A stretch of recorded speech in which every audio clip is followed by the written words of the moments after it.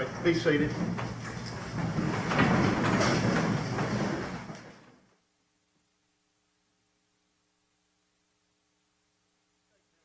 See, We are, Your Honor. you, purposes of the record, you'd asked for some additional time to transfer some requested information to defense counsel that you thought would expedite. You've now advised that you might change your order of proof. We are going to change our order of proof. I think, I haven't seen it, but I think the evidence has been located, but the person handling that witness hasn't gone through it, so we're going to call a different witness. All right, call your next witness, please. Jason Autry. Oh, yeah, might be good to get a jury. Hold on. I was like, you're just asking me, I'll tell you, but. Let's bring our jury in, please. I've got all kinds of stuff we don't have a place here to keep things, so we're having big tubs that we're carrying stuff back and forth. How long do you need to get your stuff? Probably an hour to go in there and get it all together. Take the jury back upstairs. Tell them we've going to need additional time.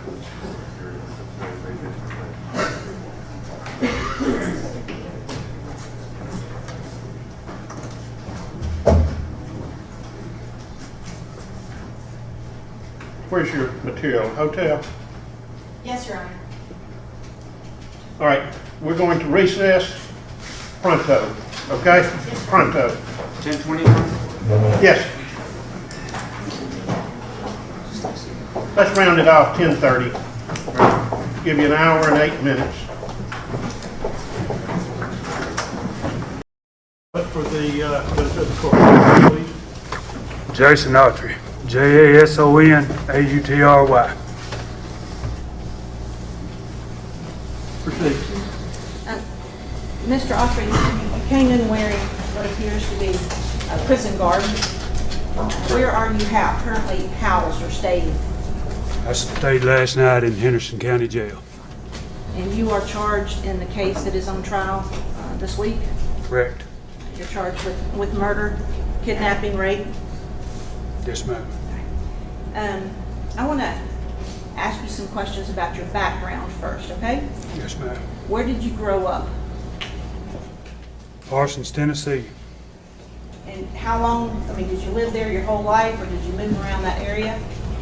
I spent probably 16, 17 years in that area, and then I moved into the city, the Parsons in the city part. I was raised in the country. And how old are you? Ma'am, How old are you? 44. Fixing to be 40. Do you have family in that area? You say fixing to be 44. Yes, sir. Okay. October. Do you have family in that area? Yes, ma'am. I have a father in there at 1333 Bear Creek Road. I'm sorry, Your Honor. I can't quite hear what he's saying. You got Mr. Harper, you got a hot mic there, so you can speak into that a little more directly or speak up. Okay. Where you want it? Is that good? Right there. Sorry. You're all right. Yeah, they couldn't hear your answer. You have a mother that lives there in the area? I have a father at 1333 Bear Creek Road. Is it fair to say that you've been in trouble with the law on, Multiple times, numerous times. have you served time in prison? I've been to prison 4 times. Okay. And what are the 4 times for? Theft and drugs. And now this. This will be the 4th time here with the kidnapping, rape, and murder. All right. So prior to this case, drugs and theft Correct. on more than one occasion. More than one occasion. Right. You know a guy by the name of Zach Adams? Yes, ma'am. You see him in the courtroom. Right there, sitting beside counsel, Record the defendant. the defendant. How long have you known Zach Adams? Approximately 15 years, maybe. Do you know other family members of his? I know his brother. I knew his father. His father's deceased? Yes, ma'am. Okay. What kind of relationship did you have with his father? a drug deal, it was a drug connection. You said you knew his brother. Who's his brother? Dylan, And who's older, Zach or Dylan? Zach, And between Zach and Dylan, who were you closer to, or who did you have the most dealings with? Zach, You know an individual by the name of Shane Austin. yes ma'am. How do you know Shane Austin? I'm first cousins with him. So you know where he lived. 30 Yellow Springs, Was that a house or a trailer? trailer. And before he got that trailer, do you know where he lived? Like where his parents lived? Yes, his parents lived at 790 P Road, And is that very close to where the trailer was? within a couple miles. Approximately a mile and a half, maybe. I want to draw your attention back to 2011. Did you have a job in 2011, the beginning part? Yes, ma'am. Who did you work for? Michael Douglas. And what did you do for Michael Douglas? I worked on a cattle farm. I was feeding, upkeeping, just general labor. Okay. Also, I was working with Marvin Taylor Construction. All right. So you had two sort of jobs when they needed you? Neither one of them was government jobs. They just paid general labor. There were no tax jobs. They were just general labor jobs. Were there periods of time in the first half of 2011 where you didn't have work from either one of them? Yes, ma'am. Did you have your own place to live at the beginning part of 2011? I lived at 310 Bencoe Hills Road with Angela Smith Scott. And where did Angela Smith Scott actually, you gave us an address, but where is that? That's in Benton County, Tennessee. And Benton County is next to what county?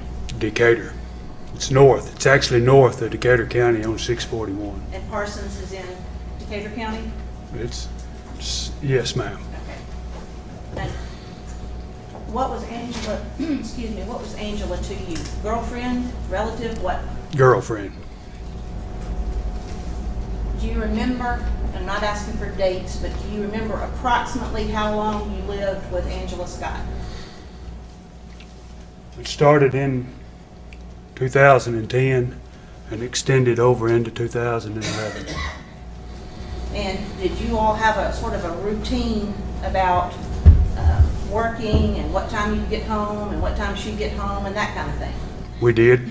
And will you explain to the jury, please, what your normal routine was with Angela? Both if you were working and if on a particular day you weren't working. All right. Me and Angela was in the middle of maybe a decline. The relationship was declining.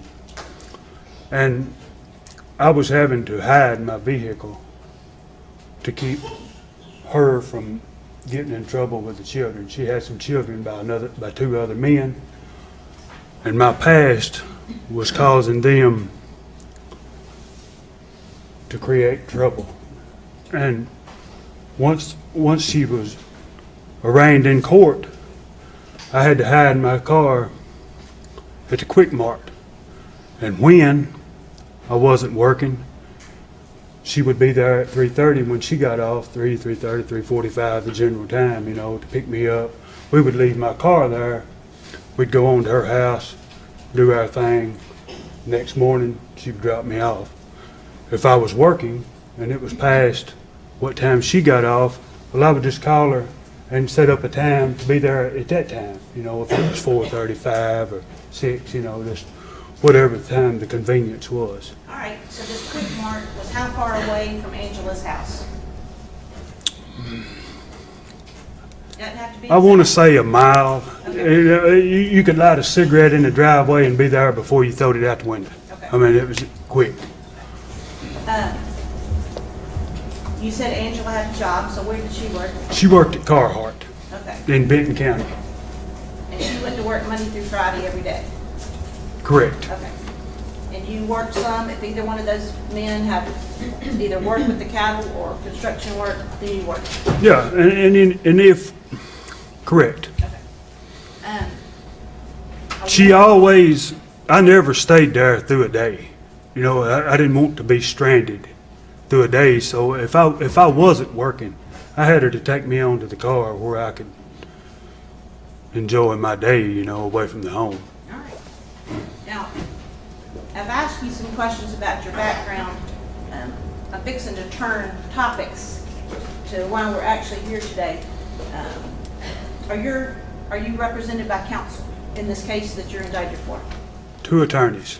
Are they here today? Yes, ma'am. All right, and who are they? Who's this? Michael Scholl and Robert Parrish, Where is it? Over here behind the defense counsel, and right here. and right there. And those 2 men have been your lawyers for a year or 2? 2 years now? Yes, ma'am. And before Mr. Parris and Mr. Scholl became your lawyers on, or in this case that you're indicted for, you had other lawyers, right? Correct. And those lawyers no longer practice law. That's Is that correct? correct, yeah. Either one of them, Neither one of them, no. but both also their license. Both of them lost their license, yeah. Run off with the money and all that. All right. What are your expectations? Because the jury needs to hear this. What are your expectations? You know what I mean by that? For testifying here today. What do you think is going to happen? I'm hoping for leniency. What have I told you that you must do today? Nothing that I recall. And I'm speaking of telling the truth or telling a lie. Telling the truth. How many times do you think I've told you that? Multiple. And I've met with you 4 or 5 times? That's correct. What about Mr. Hagerman? He told you the same thing? Every time. And this is the only time I'm going to ask you what your lawyers have told you. Have both Mr. Scholl and Robert Parris told I you? object to any hearsay coming in. I mean, I was not objecting to a little bit of it, but I object to that. It's not offered for the truth, it's offered for his expectations. All right? They have always said tell the truth. Tell the truth. Is that what you're going to do today? I'm here to testify to the truth. So despite your background, which has admittedly been bad, right? Correct. Are you going to tell these 15 people the truth? Yes, I am. Then I want to draw your attention to April the 13th, 2011, and ask if you remember that day. I do. Right. Actually, I'm going to back up to the night before, April the 12th, 2013. Do you remember the night before? I do. All right. Where did you spend the night of April the 12th? 310 Benco Hills. And whose house was that? Angela Smith Scott. Were you working at that time? I was not. Do you remember what time you got up on the morning of April 13th? She had to be at work at 7, so approximately 6:30. Okay. What'd you guys do when you got up? We got up and drank coffee. She took a shower, got ready for work. We'd get in her Ford Expedition and she would carry me to the silver PT Cruiser. Then she would go on to work. So the PT Cruiser was the car that you were... Is this the day before? Yes, sir. On the 12th? No, he's... This is on, we come to the 13th, you just asked him where he was the day The night- before. the night- Now we're following up with the morning. Yes, sir. Okay. This is the morning of the 13th. So this PT Cruiser, that's the car you were driving at the time? Correct. In that time frame? Correct. In that moment? And that's the car that you were hiding, if you want to call it that, at the Quick Mart? That's correct. Okay. You just didn't want it parked in front of her house? That's correct. Okay. So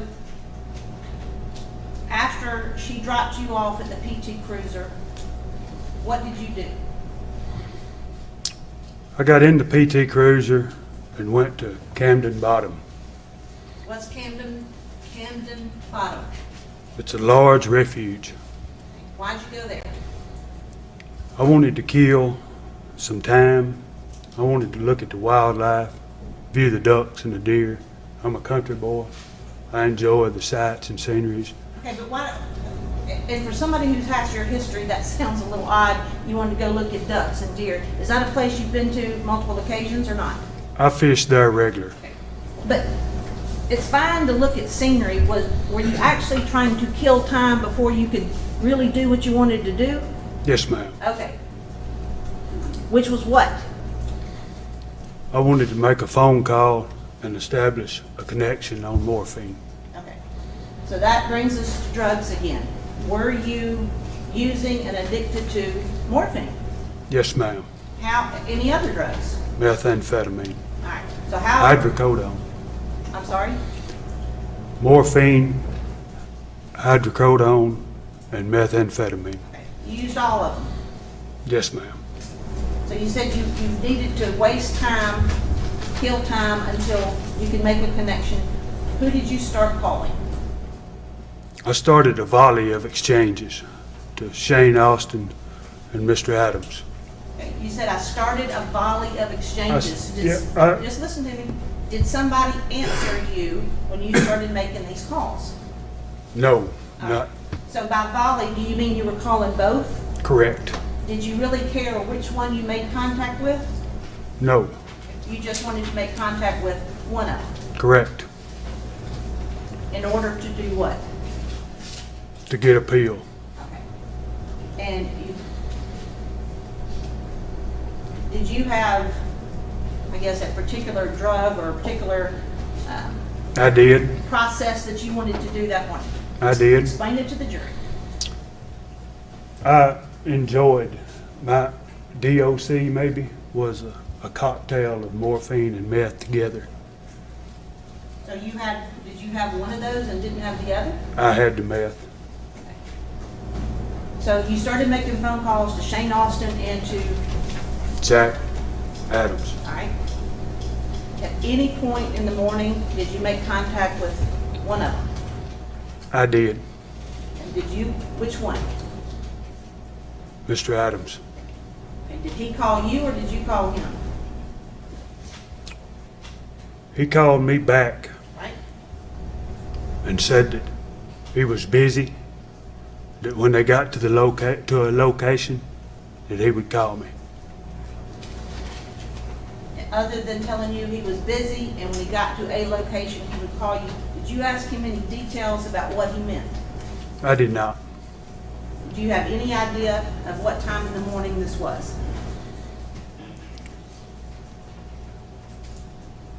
It was after 8.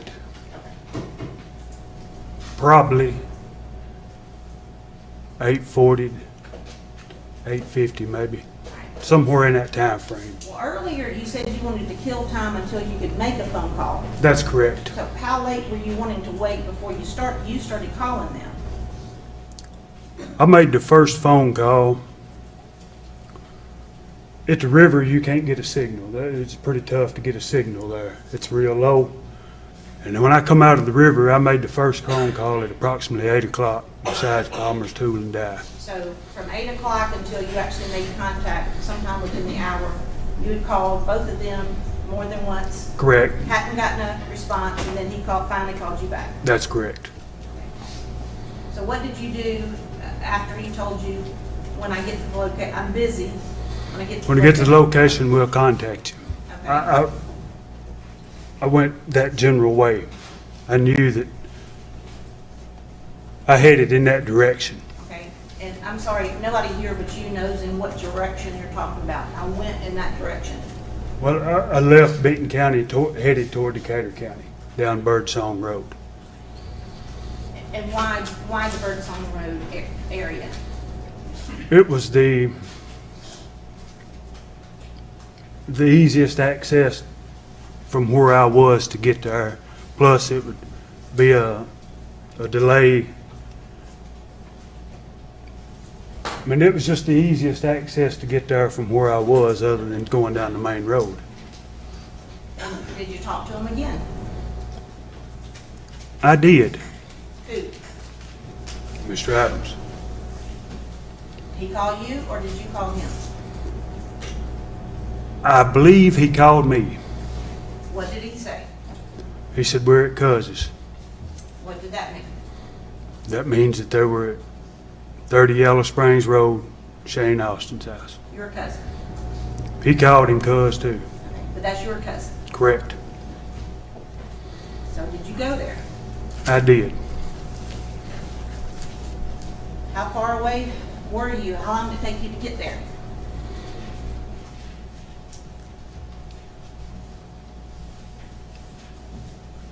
Probably 20 to 30 minutes. Did he just say that we are at Cousins, or did he ask you for something? Or indicate that he wanted you to come there for some reason?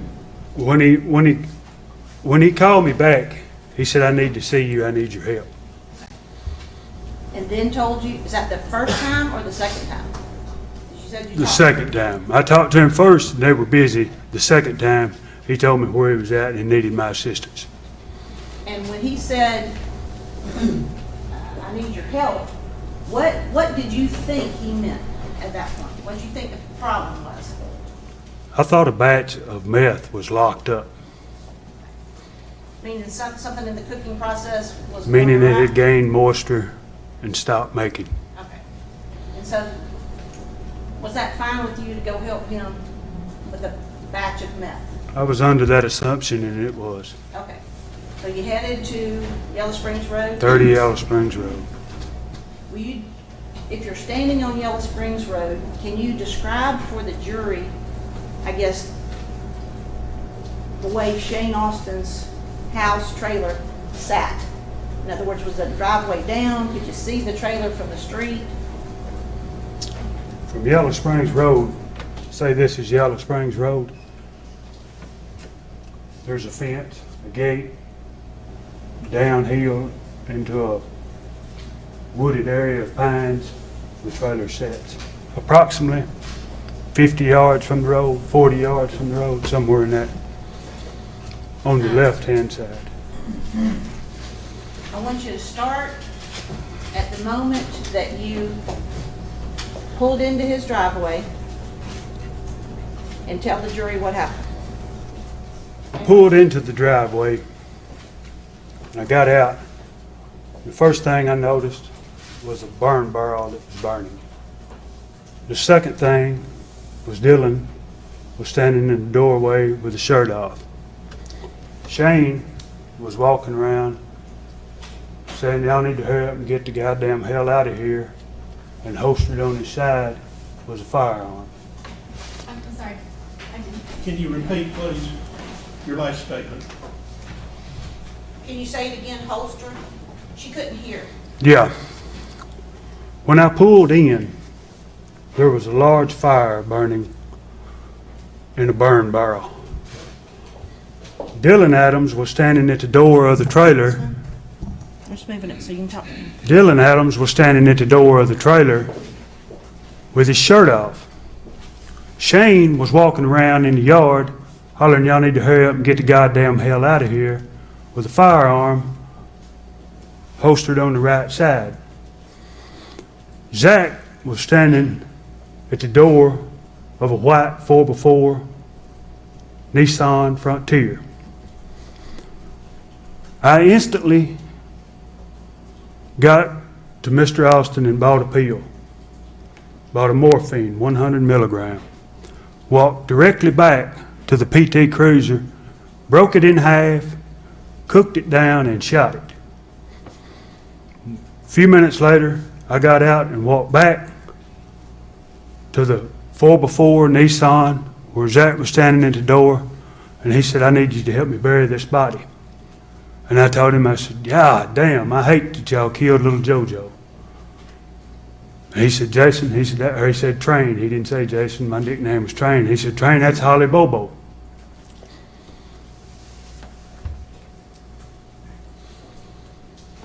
Who's JoJo? Why do you think it was JoJo? Some days before that, Joe owed some money for some pills. him and Zach is enemies. They was talking about killing him for the drug debt. Was there also another relationship between, or another connection between Joe and Zach? Shane, Okay. Was there a woman connection between Joe and Zach that you know of? there's a child, both of them have a child with the same woman. So you knew there was bad blood about a drug deal, you knew there's bad blood about, There was some stuff that happened. One child got abused, maybe. when he said, that's not JoJo, that's Holly Bobo, what'd you do? I was clueless. I didn't know Holly Bobo. You've since come to know who she was, or is. Well, pictures, TV's pictures and stuff like that. So, let's be honest, did you really care one way or another about the body that was in the back of the truck? I did not. Describe for the jury where the body was and what you did after that. The body was laying in a multicolored farm style blanket. It looked like multiple colors. Wrapped in the blanket, laying up against the back. So the truck is sitting here, it's laying against the back. Instead of laying long ways, it's laying this way. From the moment you figured out that he wanted help with Holly versus help with a batch of meth, were you willing? Yes, I was. Tell the jury what happened, what you said, what he said. He asked me would I help him bury the body. And I said, yeah. I said, I will. And he said, but I said, I want to leave my car somewhere else besides here. I said, I don't want Shane or Dylan to know that I got involved in this. So I told him, I said, meet me at Yellow Springs Church. I'll park the PT Cruiser in there and I'll get in the truck with you. All right, and so while you were having this conversation with Zach, where was Dylan? Dylan never came out of the trailer. All right, where was Shane? Continuing putting stuff into the burn barrel. And you say putting stuff into the burn barrel. Could you see what he was putting into the burn barrel?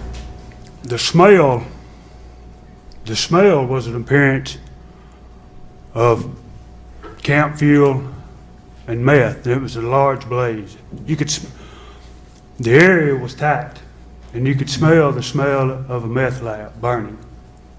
Okay, I understand what you could smell, but could you see what he was putting in? I could not say. I never made it that far down. I never made it past the door of that 4x4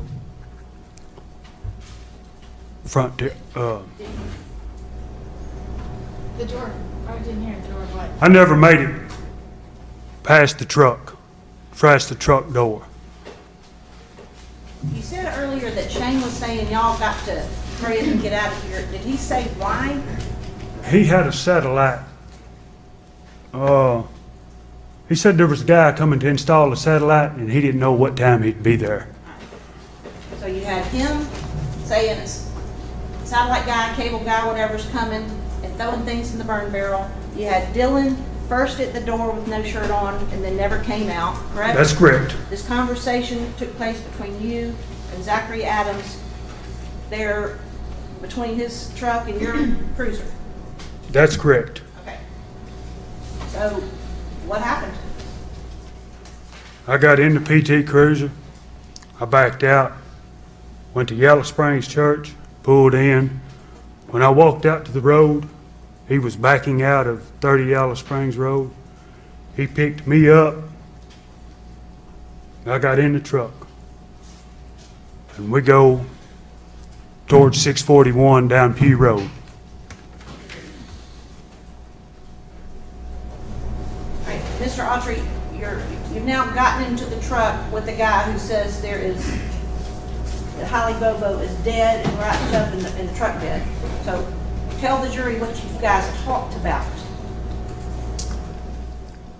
As we got going down the road, I brought it to his attention that there were no shovels or pickaxes in the truck. How are we gonna bury a body with no shovels or pickaxes? He looks at me and like he's lost. And I said, I don't know of nowhere a man can just pull up and get a shovels and pickaxes with a dead body in the vehicle. All right, keep talking. Continue on. Yes. We go across. Now, before you continue on, you say there's nothing to, There's nothing to dig so what's an alternative suggested? by me. All right, I told him that some years back that I had been underneath Interstate 40 bridge and there was a body floating. And I told him, I said, the only thing holding the body up was the intestines. Yes.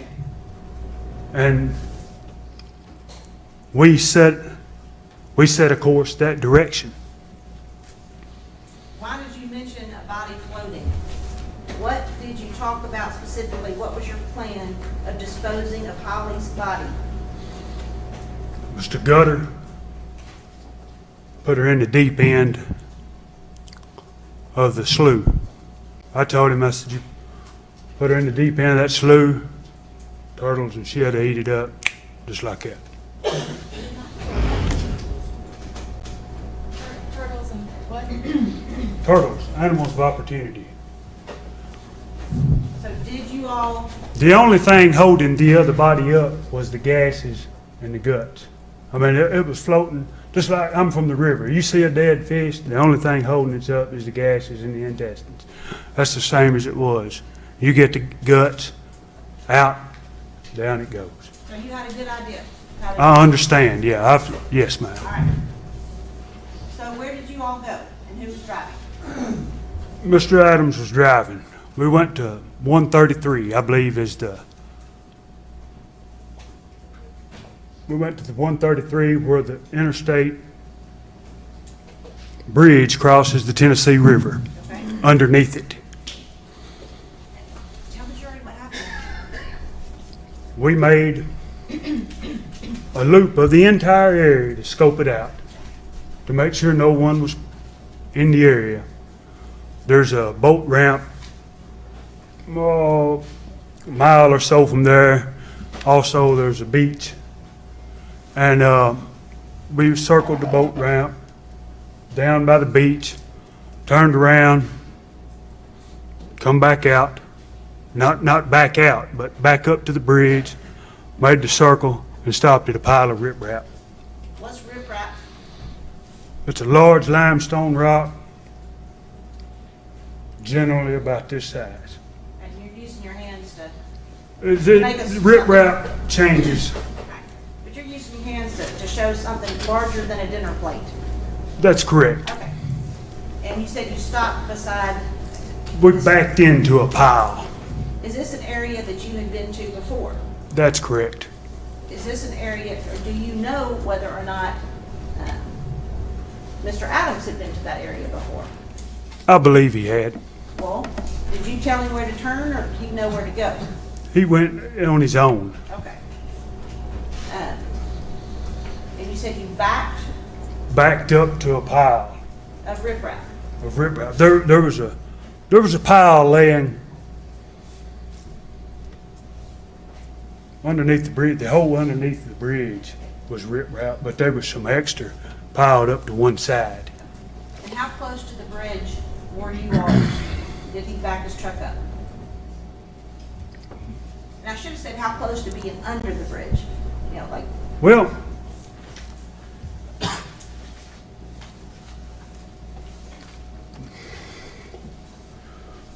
it was something like that. I don't know footage-wise. I mean, it wasn't directly under the bridge. I mean, if you're looking at the bridge this way, if if you just look straight down off the bridge, it's probably 20, 30 foot off to one side. We wasn't directly under the bridge. I'm gonna show you 3 pictures. You got your glasses? I do. Do you recognize what this is a picture of? I do. Wait a minute. Let me show the defense counsel.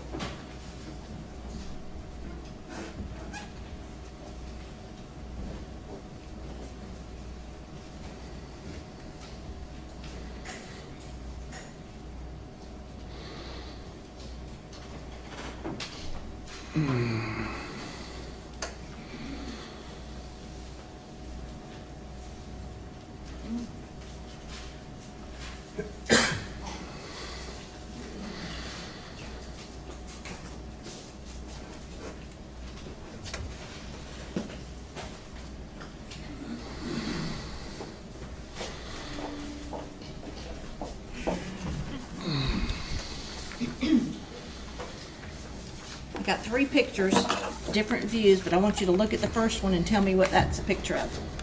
That's a picture of the Interstate 40 bridge. The location of the pile of riprap. What is the next one? Is this, This is the absolute spot. all right, so a closer up view? Of That's correct. All right, and the third one? I guess it's just a replica of the same one you had. Except for what? Is it even closer? Yes, ma'am. Okay, and what, can you see a trail in the third one? To the between the riprap pile and the lake. Your Honor, I'd ask these, mark is the next. 177, 178, and 179.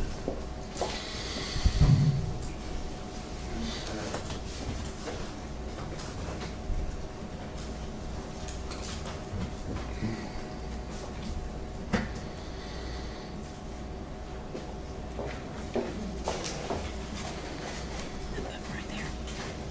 Okay, Yes, ma'am. so I'm gonna ask you some questions. I'm gonna put the first one on there, which is Exhibit 1. Can I move this? We'll have the lights down in just a minute. Can I move this over a little bit while I twist around and see? Yes. It won't go, Your Honor. Y'all have enough cord? Okay. It'll be all right. We'll get her done. Is this 177 or 9? I can't read. 177. 177. All right, Mr. Autry, I want you to use the laser pointer and explain to the jury what they are looking at in this photograph. Right here is Interstate 40, east and west. Right here is the Tennessee River Bridge. Right here, this gravel road is the gravel road we entered. I'm sorry, you said that's the gravel road you what? We entered. Okay. I'm trying to get to the mic and to the... We come in this fashion here, down here, and this down in this general location right here is where the beach is that I was telling you about. Over to this side is where the other boat ramp is. Right here, this little white dot right there is the pile of riprap. I want to ask you, have you driven over that bridge your whole life, basically? I have, going to and from, If you're on that bridge traveling, right here. can you see, even though it looks like, can you see, You cannot. and I didn't finish my question, I think you knew where I was going, can you see what's below you there, close to the riprap? You cannot. You're lucky to see this right here. And you're showing the water? This would be the lake. This would be the lake. Okay. Let me put the next one up. I'm sorry about the inconveniences. All right, what is this one? This is a picture of Interstate 40, the bridge. This is the riprap. This is a trail that runs this way. All right, and that gravel road that you showed the jury that you came in on, Right there it is. all right, and in the previous picture, it just showed that it went further, correct? That's correct. Okay, and the next one. Sort of a close-up. That's correct. Now, in this picture, you see the edge of the highway or the bridge. Is that right? That's correct. And there appears to be a barrier. In other words, where you won't go off of it Right here. if you're traveling? Right here.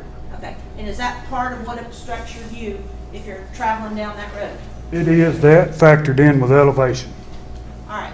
So do you see the pile of, let me ask you this, is this what it looked like then, or does it look different now in this picture? It looks different in this picture. All right. What is missing or what is different? This right here was bigger and was green like that right there. Was green. What do you mean bigger? There was more rock there. Okay. Show the whole area where there was rock back when. It looked, you see how this looks tall? It was all in that fashion running out. Okay. We can take pictures down and get the lights back up.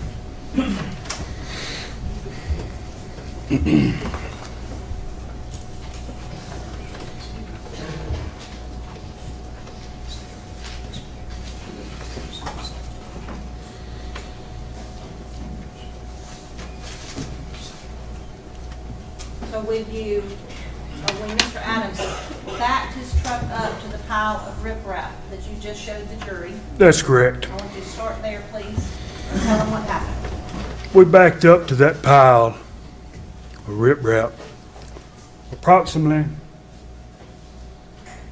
the distance of this to that. We didn't back all the way against it. When you say this, that, you just indicated the witness box To the jury box. jury room, yeah. Yes, approximately 5-6 foot room to get out. I got out of the truck with the right hand, and I grabbed the upper torso of Miss Bobo. Jack come around, let the tailgate down. I brought the upper torso to the end of the tailgate where he grabbed the legs, and I set the head, the upper end, on the riprap pile. Did you notice anything about the blanket or the truck, the bed of the truck? Did you see anything? In the bed of the truck, there appeared to be a small amount of blood.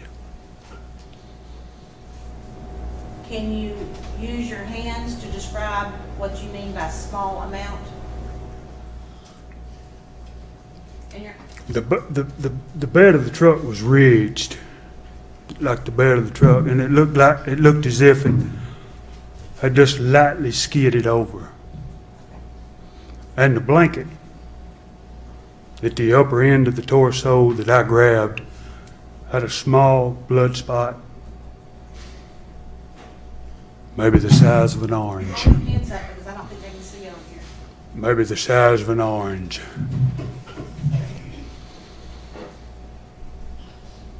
Did you look inside the blanket? Never, Did you unwrap? never. How were you able to swing her body around and you get the top part and Zachary Adams gets the bottom part without unwrapping the blanket? I grabbed the blanket just like you would this shirt right here. The body didn't weigh very much. I was in pretty good shape. I'm a pretty good sized guy. I grabbed the blanket just like that right there. walked to the tailgate of the truck. At that time, he grabs the legs. We set the body down with the upper torso on that pile of riprap that y'all just showed, that we just discussed. After you put Holly's body down on the riprap, what happened? Mr. Adams goes to the driver's side of the pickup. I'm standing over the top of him with my hands on my knees. She being right here. And at that time, I see the foot move, a movement, and a sound of distress that sound like, come out of her voice, come from the blanket. At that time, I walked to the door, to the passenger side door of the pickup, and Mr. Adams was digging in a fanny pack. I told him, I said, this fucking bitch is still alive. We just stopped for a second.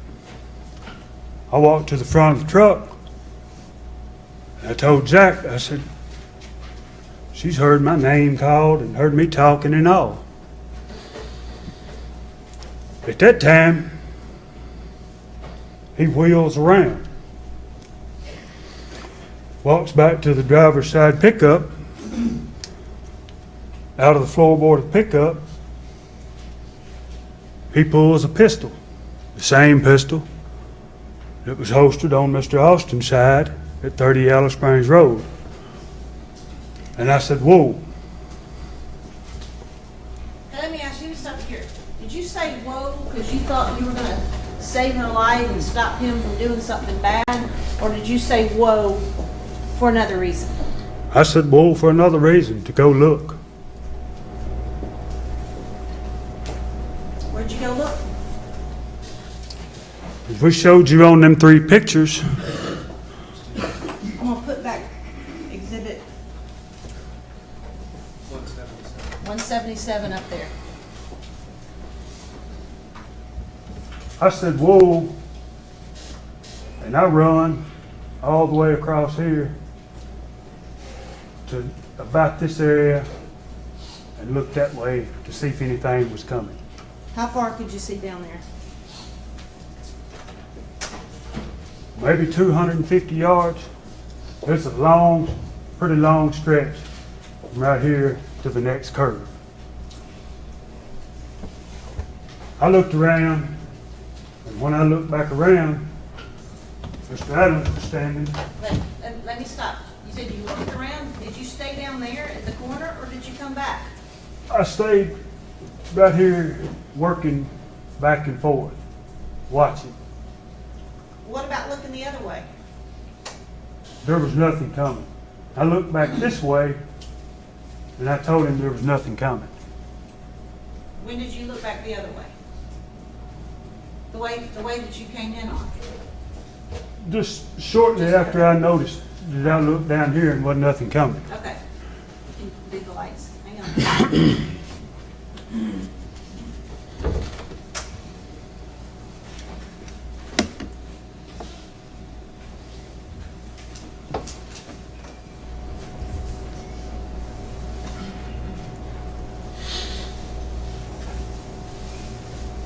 All right, you can keep going. I looked around, and I told him that there was nothing coming close as clear, something to that effect. And at that time, boom, the gun sounded, the gun went off. And it sounded like to me that it shot 3 or 4 times underneath that bridge. I had done made it back. I had done started my way back this way. And it sounded like boom, boom, boom underneath that bridge. It was just one shot, but it echoed underneath that bridge all the way down that damn river bottom. And when that gun went off, There was, Martins went everywhere. I'm sorry, didn't hear that. Martin's. Martins, bridge, birds went everywhere, just all up under that bridge. And it just dead silence for just a second. I was still in this general location right here. And I heard a boat. Boat crank up, a boat running somewhere in either here or over here, somewhere there was a boat. Either down the Tennessee River was right here. And I took off run back over to the truck, and I told him, I said, God damn, we have been seen or heard. And at that time, Mr. Adams grabbed the feet. I grabbed the same spot at the upper torso. The blood spot was probably the size of a grapefruit at that time. We load the body back into the truck in the same fashion, shut the tailgate, and tear out of there like wild Indians, just driving erratic. And I told him, I said, this is a federal refuge. There's no firearms supposed to be allowed down here. If they see us driving like this, we're going to be the suspects. So we slowed down. Now, are those the exact words you used? Did you say it that calmly? This is a federal refuge, we will be suspects? Of course not. I mean, What'd you say? I mean, word for word, probably can't, you know, it's over 6 years ago to the, you know. All right, but you told him to slow down. Let him slow down, yeah.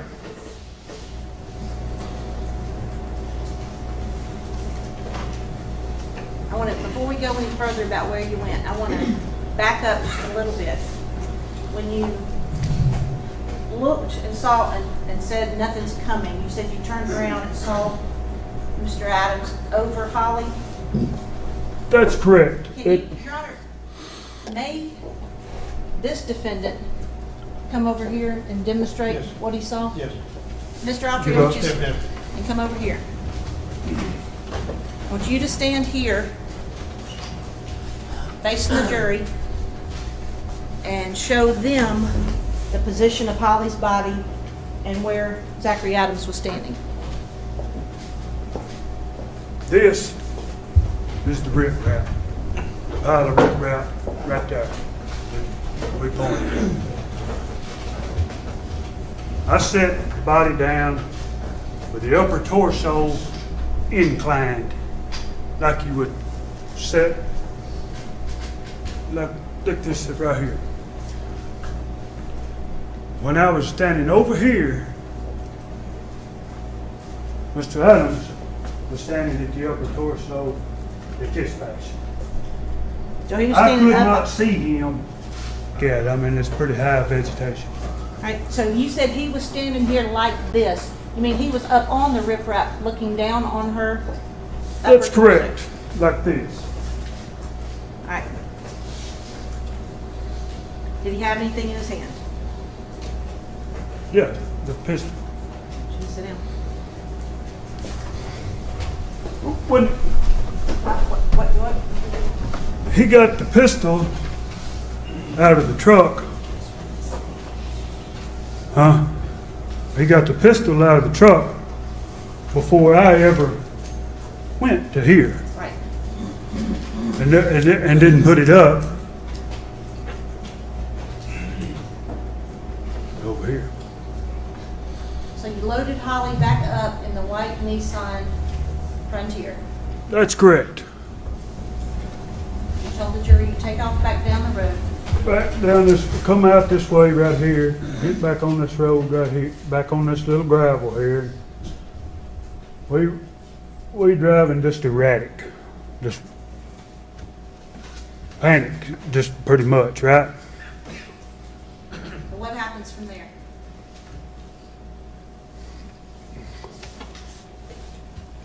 We travel back is you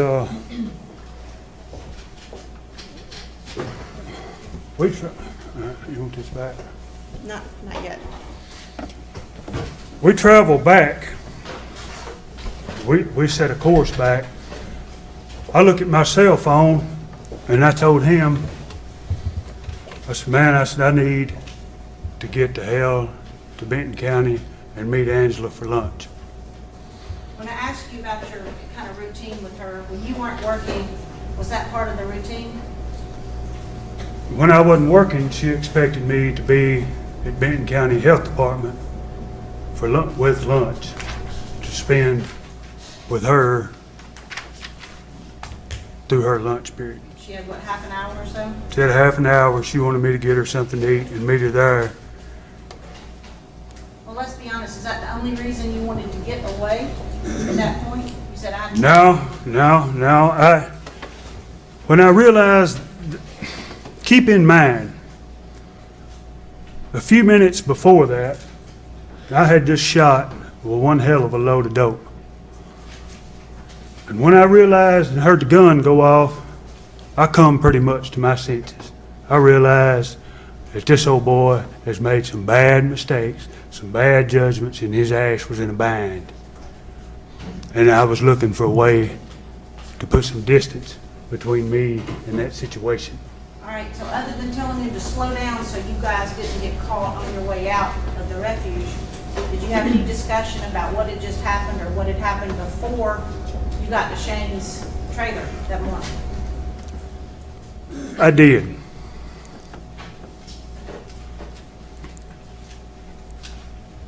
Approximately,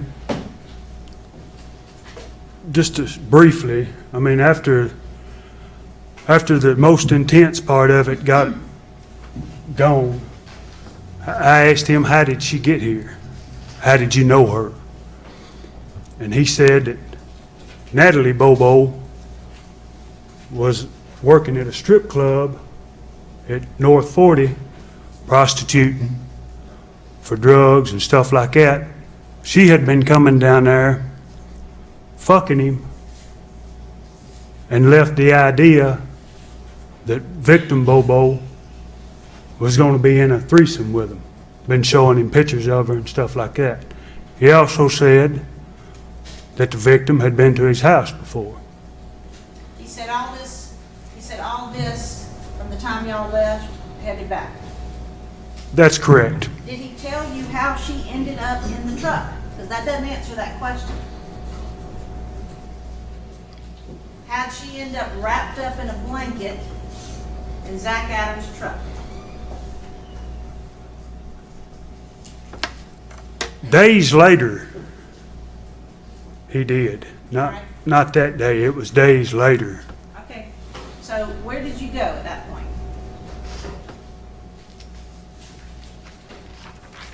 We went back, I went back to the PT Cruiser and got back out. Got into the PT Cruiser, went to 641, realized that I didn't have enough time to make it to her lunch, and I sat north of Interstate 40, texting her through her lunch period. When I pulled out, Zach was pulling back in 30 Yellow Springs Road, which was Austin's. So he dropped you off at your PT Cruiser at the Back at the PT Cruiser, where at that time I made an attempt to go to Benton County. Okay. You said you came around, he was pulling in, so I don't understand. He was pulling back in at 30 Yellow Springs Road, back where Dylan and Shane was. All right. So he dropped you off at church, and then he goes back to Shane's. That's correct. And what's the distance from the church to Shane's? Less than a mile. When is the next time that you saw or spoke to Zach Adams that day, if you did? At approximately 2:15, I established contact again. Okay, that's mighty big words. I established contact. Who called whom? I called. Okay. I initiated the call. All right, tell the jury about it. And I asked him, was they together? Could I get another pill? And he said, yeah. That Dinsmore was over at Dottie's. Victor Dinsmore was over at Dottie's. We would run over there and get the pill. And I told him, I said, well, we're gonna have to hurry up. I got to be back over here at the Quick Mart at 3:30. This was approximately 2:30 when I arrived back at 235 Adams Lane. All right, so you called him, wanted more morphine. That's correct. All right, he said, okay, y'all were gonna go to Dottie's. Who's Dottie? Dottie owns she owns a BP and Marine. Victor was working at her home, Okay, remodeling some cabinets, all right, I believe is what, don't take it that he was working in the home. okay. Was Zachary your connection to Victor Dinsmore? Is that why you, I had two connections to Dinsmore. It was Zach and Shane. okay, At that time, me and Dinsmore was not, I had never purchased nothing directly from him, and I was having to go secondhand to get the stuff. so where, you said, where did you meet back up with Zach? 235 Adams Lane, And who lives there? Mr. Adams, And is there another house there at the top of the driveway, real close? Grandpa. Okay. And you had been over there before? Yes, ma'am. When you pulled up at Zach Adams' house that afternoon, you said around 2:30? That's correct. Who was there? Shane, Dylan, and Zach were standing outside in front of Dylan's Silverado pickup. Was the white Nissan Frontier there? No, So the car that you had been in, or the truck that you had driven with him to the bridge, it wasn't anywhere to be seen? that's correct. What did you see or hear?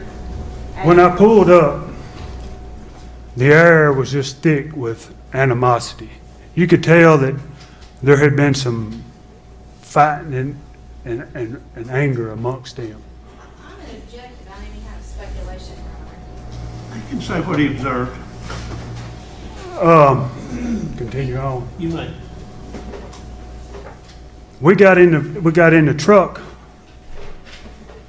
I got on the passenger side. Austin got in the middle.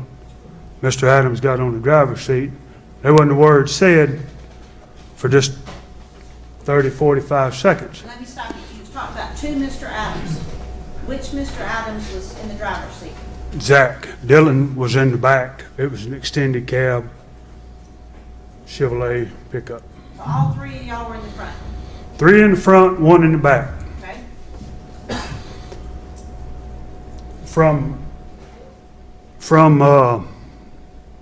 From Zach's house to Dottie's house, where we was headed, is less than 2 miles.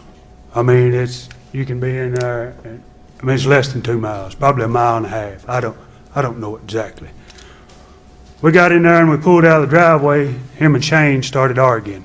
Who's him? Zach and Shane. Okay? We pulling in. Arguing about what? Finish that thought. Yeah. Well, Shane told him, he said, you didn't have to kill her. And Zach told him, said, you're just as damn guilty. You hit it. And Zach told him, said, you shut your fucking mouth. I'm sick of it being discussed. We're here. We pulled up. And he told him, he said, I'll whoop your goddamn ass. And they got out of the truck at Dottie's. And 1 lick was exchanged. Zach hit Shane. Dinsmore pulls up. Dinsmore comes outside, and this unidentified lady and stops it. Well, Dinsmore comes out, and the fight stops. I look to my right, which is inside the carport, and there's this identified lady standing there. I didn't know who she was.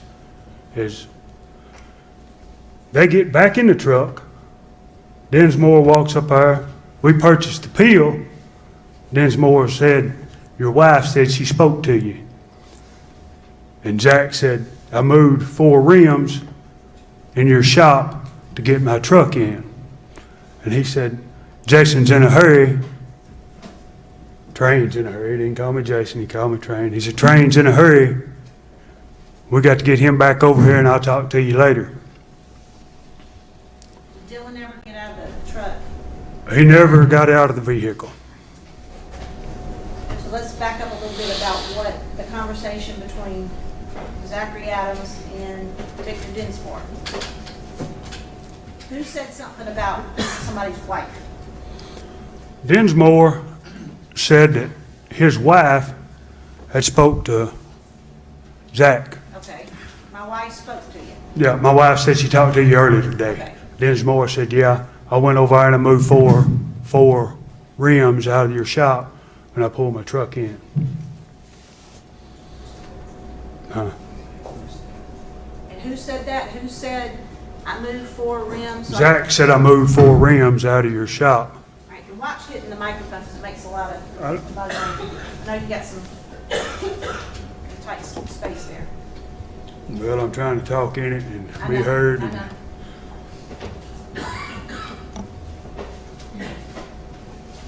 So, you went there to get a pill. Did you get a pill I did. directly to you or through Dinsmore to Zach? Dinsmore walked up to the window. They paid the money, and my money, and the pill just come across from one hand to the other to me. And that was kind of the gateway that day that broke the ice that led into the future of me and Dinsmore being quote unquote friends. Once I made a drug deal with him, you know, he realized that I want to back up to the part where they were arguing about Holly. And I want you to use names instead of he said or him. Who said what about you didn't have to kill her, and then you're just as guilty, you hit it. It was unclear to me who said what. okay. Mr. Austin said, you didn't have to kill her. And he looked at him, Zach looked at him, he told him, he said, you're just as guilty, you hit it. Are you using the word you hit it? You hit it? Yeah, Okay, what does that mean? What does that mean? fucked her. So he said, you're just as guilty as I am, you hit it. Yeah, And then what happened after that?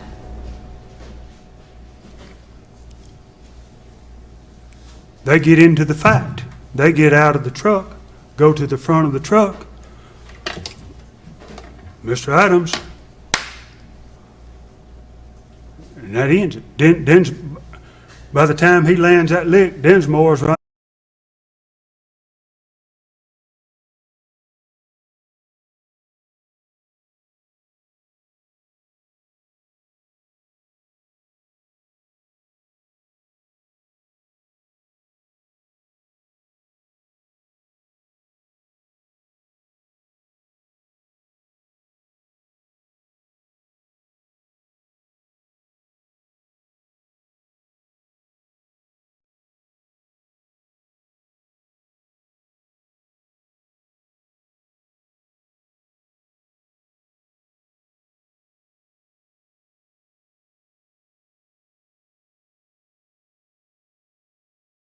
Body's house, is that correct? That's correct. Went straight back to 235 Adams Lane. And when you got back to Adams Lane, was the white Nissan Frontier back there? Or was it still gone? It was not there. Did you hang around or did you leave when you got back? I did not. As I testified that I had to be in another county at 3:30, and that was from where Zach lived to where I had to be. It was 35 to 40 minute drive. If you pushed it, you know, you really had to go. So I didn't have enough meth left to supply, so I wasn't gonna stay anyway. I didn't have enough to get everybody high. I just had enough for me. I was an addict. I was looking out for me. You used a phrase a minute ago, is that opened or broke the ice. We're talking about what had happened earlier on the 13th. With Dinsmore. Is that what you're saying? Well, no, I'm saying that what you heard on the way to Dinsmore's and at Dinsmore's sort of, well, okay. So you're saying that broke the ice with Dinsmore? Yeah. Okay. As I testified, the reason that I didn't go directly to Dinsmore to buy the meth is to buy the morphine, is because I had never purchased nothing directly from him. So tell me, after you left the afternoon of the 13th, when is the next opportunity you had, the next time you talked to any of the three of them about what had happened on the 13th? I'm not asking for a day, unless you remembered. I'm more asking for, I guess, 2 days later. Your Honor, I'm going to object if they're going to get into 404B evidence that's not related to these charges. The other thing is, I'm going to object to hearsay as to what somebody else may have told Mr. Autry and not specifically Mr. Adams. My question was simply, when is the next opportunity he had? I didn't ask him what anybody said. Well, I'm just in advance, Your Honor. I'm anticipating what. All right, be cautious, please. Now, Mr. Autry, I want you to listen to my questions very carefully, and if I don't ask you what somebody said, don't volunteer it. Gotcha. You understand? Yes, ma'am. All right, when is the next opportunity that you had to speak to Zach Adams, Dylan Adams, or Shane Austin? 2 days later. So that would have been Friday the 15th. That's correct. Okay. And on that day, which of the three of them did you talk to? Zach, Where were you? I was in Benton County. All right. And did he come to Benton County, or were y'all talking over the phone? He called me, and we agreed to meet behind the marathon at Interstate 40. Marathon station at Interstate 40. That's correct. We're 641 and Interstate 40 crisscross. There's a marathon. And is Adams Lane right off of 641? From there, it's a mile or so. It's close. Okay. So my question was, is Adams Lane, does it run directly onto 641? Yes, Okay. So it's their driveway, they're on 641. They just have an Adams Lane. that's correct. Okay. Did you agree to meet him? I did. And when you got there, who was there? Dylan and Zach.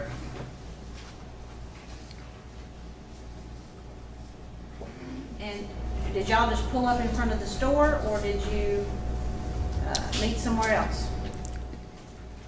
At the marathon, there's a side road that cuts back behind it.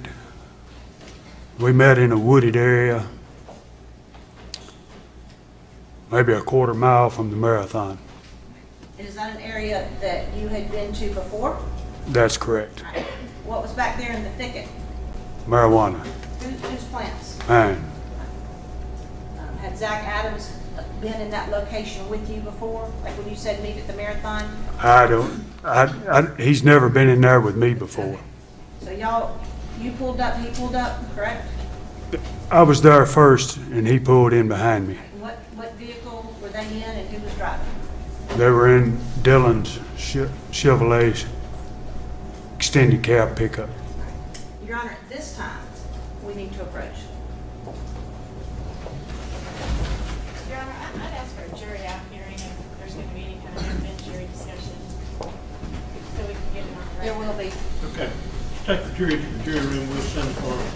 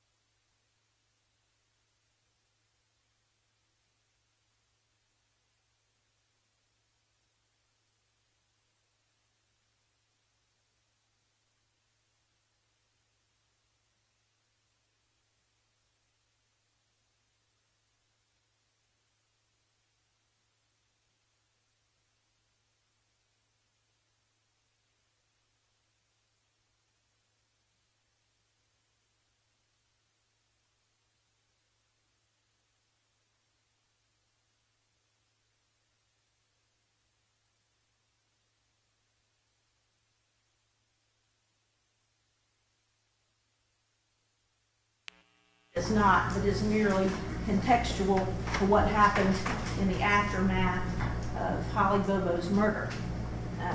But just in case you find it to be fall within 404B, I didn't want to start it without. Okay. So I think the better, I'll outline for you what I believe, and then I'd like to put on proof to Mr. Autry. Once they were parked in the parking lot of this marathon, there was a conversation between Mr. Autry and Zach Adams. A request was made by Zach Adams, and that's the testimony I'm going to ask the witness. Okay, go All right? ahead. So Mr. Autry, lean forward, make sure that Judge can hear you. When you were there first, you said that he pulled up in Dylan's extended cab, is that correct? That's correct. Right. Did you get out of your car, or I did not. did somebody come to your car? Zach come to my car. Okay. We proceeded to, Did he get into the car? got into the car, yeah. Okay. He's on the passenger side, you're on the driver's side? That's correct. Did you have a conversation? That's correct. Did you tell the judge the entire conversation that you had?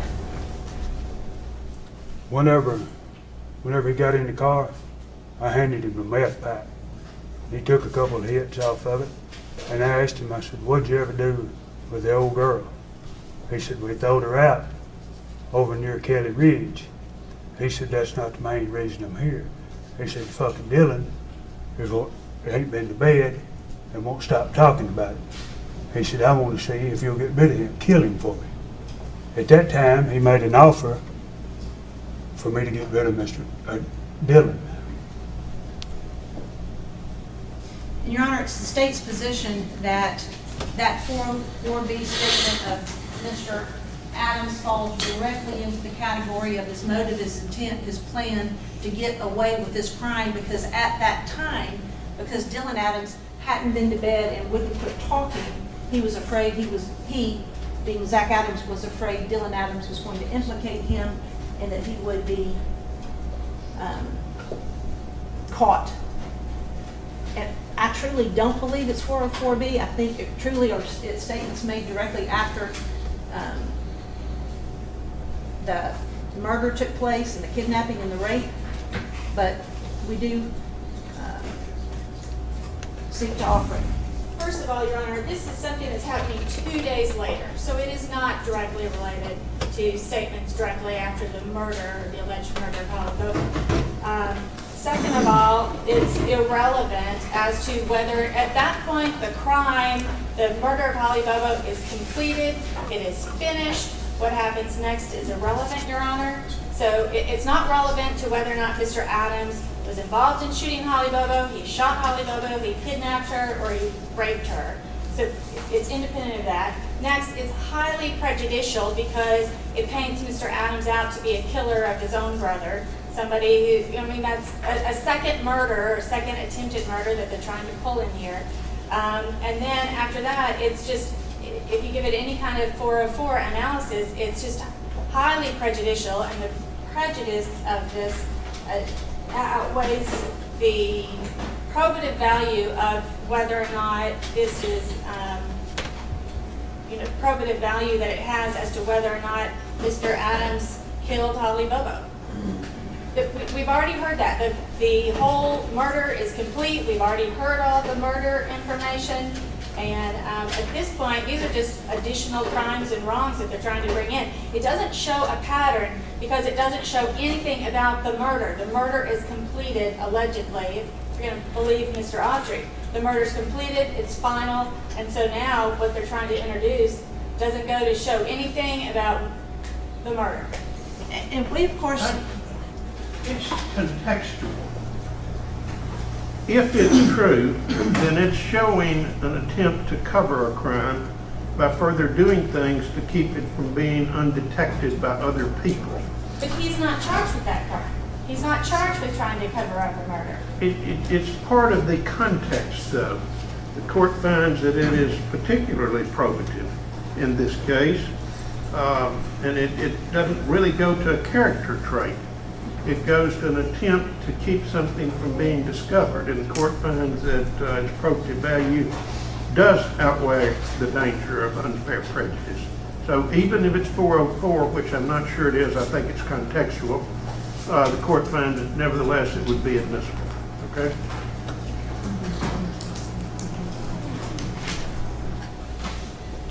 Clear and convincing evidence. Court finds. All right. Take lunch. Let's take till 1. Till 1, let's just round it off.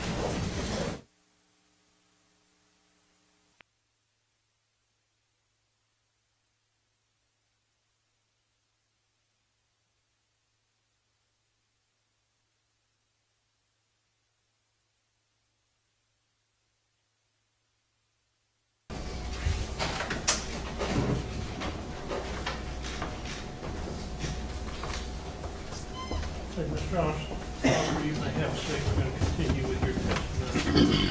You proceed. Mr. Autry, I want to back up a little bit to the place we left off before lunch. I want you to begin with Friday, 2 days after Holly Bobo was shot in front of you, when you met Zach Adams at the Marathon Station, okay? Correct. That's where I want to pick up.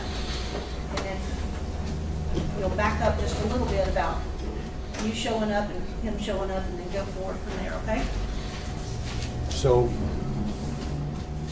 that evening I received a phone call, and he asked me to meet him at no set location, but I decided, I named the location, and we met at the Marathon at 641 and Interstate 40 in a pine thicket. And what happened? I got there early first. Zach and Dylan pulled in behind me in a extended cab Chevrolet pickup.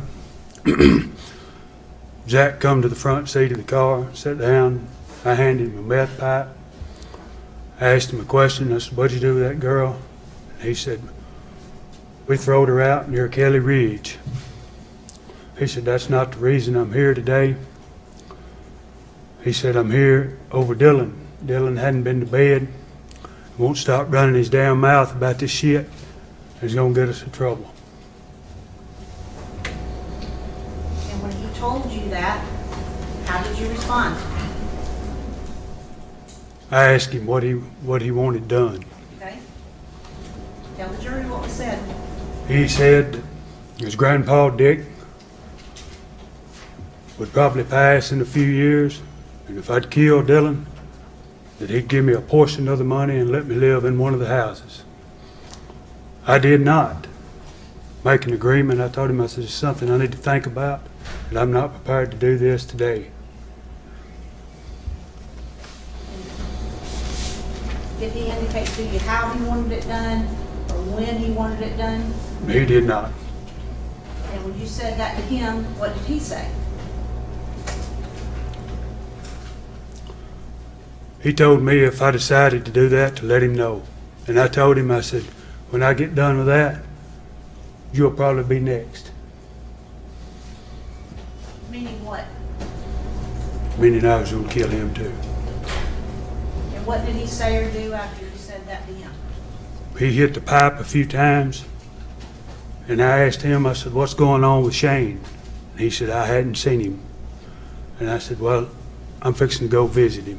All right, let me stop just a minute. Ladies and gentlemen of the jury, you've heard testimony that the defendant, Zachary Adams, allegedly attempted to engage this witness to harm Dylan Adams, as well as other potential bad acts. You may not consider such things, such testimony to prove his disposition to commit the kind of crime for which he is on trial, but rather the testimony may only be considered by you for the limited purpose of determining whether it provides the complete story of the crime.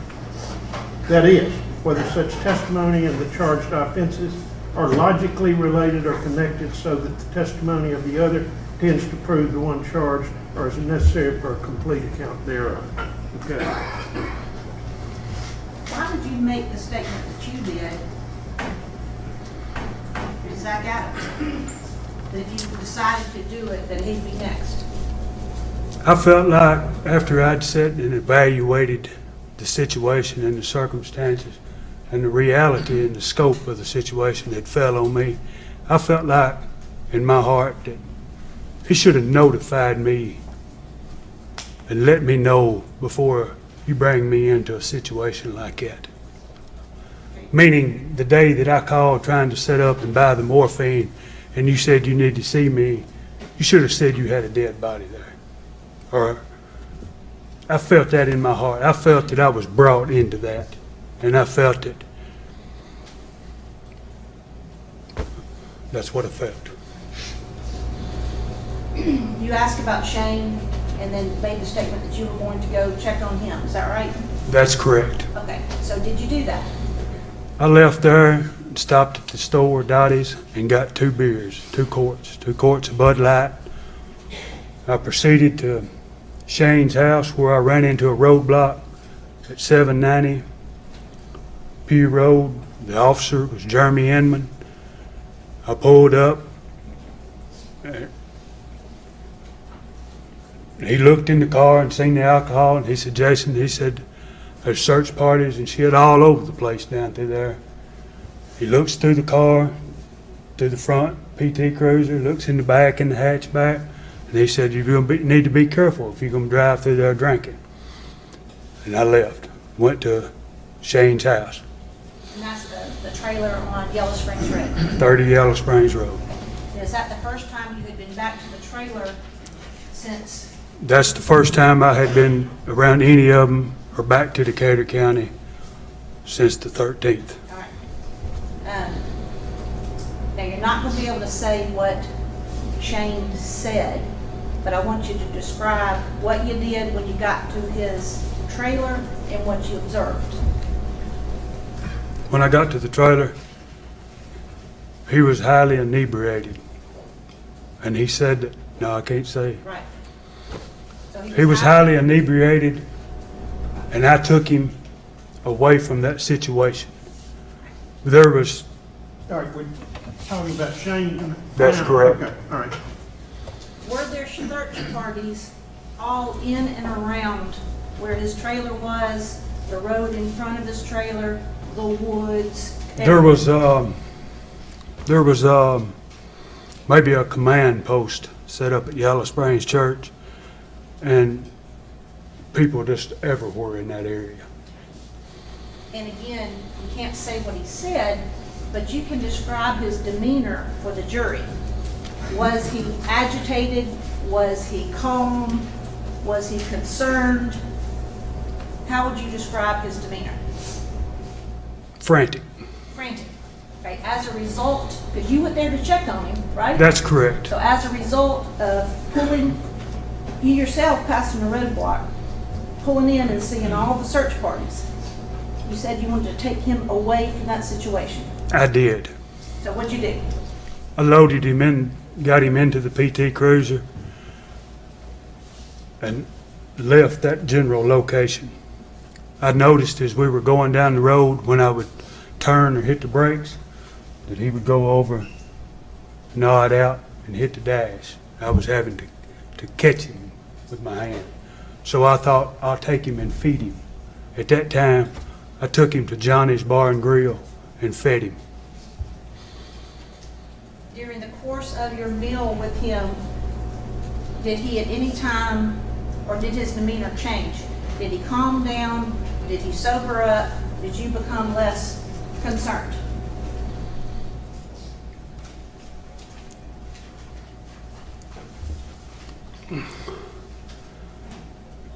You know, we were in a bar and he was not drinking, so he naturally sobered up a little bit, but there was numerous people in the bar. And we left there and went to another bar where he did kind of sober up after he eat, but he never really come to just complete sobriety. Again, not asking what he said, did you have a conversation with him about what had happened to Holly? I did not. Not that night. Not that night. Okay. So after taking him to eat and then to another bar. Did you take him back home? I did. Okay. I did, and at that time, dropped him off, went back to 310 Benco Hills to Angela's house. Dangerous. Yeah. All right, so that's the conversation that you had with Zach 2 days after Holly was killed. When is the next opportunity that you had to talk to Zach about any of this? And I'm not asking for a date. I'm more asking for an event or... I called him, and I told him, I said, I've thought about that, about the offer you made, and I said, I'm looking into it, meaning Dylan. At that time, day or so after that, I loaded Dylan up in the truck with a bass boat and carried him to the Tennessee River. Let me back up. When you called him and said you're looking into it, did you ask him anything about whether his offer was still good? I did, Okay, well, yes. tell the jury, Maybe we ought to identify by name rather than pronouns, okay, to make it clear. when you called Zach Adams, did you talk to Zach Adams about the offer that he had previously made to you? I did. Okay, would you tell the jury the whole conversation? It was a brief conversation. I asked him if the offer still stood.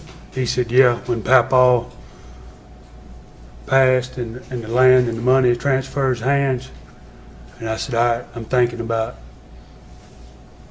going through with it. And I did set up a date to take Dylan to the river. Okay, did you set up a day to take Dylan to the river with Zach, or did you set up a day to take Dylan to the river later on? Did you set that up with Dylan? I surprised Dylan. I knew that he was home and his papa was at the water plant, and I showed up with a boat and a little marijuana and lured him into going. All right. So what'd you tell him? And again, I asked him if he wanted to go bass fishing. and did he get in the car with you to go bass fishing? Just, yes. Tell the jury what happened after that. We go to the Tennessee River, put in the boat. We run to Cub Creek. We start bass fishing up a bank. Dylan catches a little old grinnell, Little old what? a grinnell. Okay. Has me to come back there and take it off. He was scared of the teeth that it had.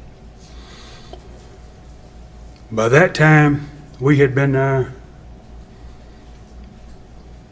maybe an hour or so, drinking, smoking pot.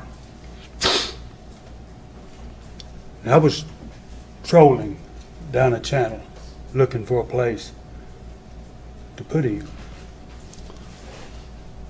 And a little old John boat come up, pulled up beside of us pulled up beside of us and asked if we was catching anything, and he knew Dylan's grandfather. At that point, that stopped everything. We had been spotted. There was no, he positively identified him, and I bought the boat from Cherokee Boat Dock, and he knew the owner of the boat that I bought the boat from.